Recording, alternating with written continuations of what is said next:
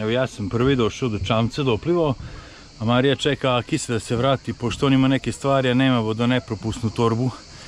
Pa mora da ga sačeka da te stvari stavi kod njega.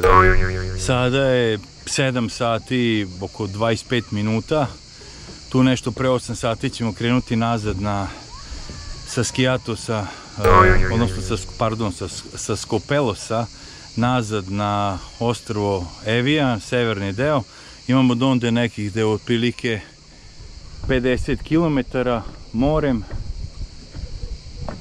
I tamo ćemo stići za 1 sat do sat i po vremena, zavisnosti kako more bude bilo, ali uglavnom sada će biti mirno za razliku od nemirnog mora koje je bilo kada smo dolazili.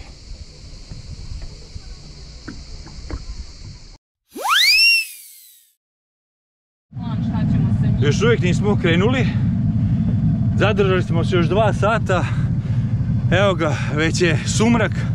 Imali smo problem sa anlaserom koji je crko, ali Bata Prla je kupio nov anlaser i poneo ga je za Grčku i sad sam ga zamenio ovde na vodi i motor radi i krećemo i ne snimamo više ništa. Something else. To say something. Pa možeš i na srpskom. Aha, da kažem nešto. Presrećna sam što krećemo odavde. Misija je uspešna, svaka čast momcima, zahvaljujući Akisu. Shit happens, but if you are born, Jeste. you take the...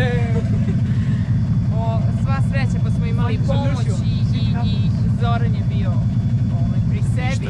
Bye bye. Hey!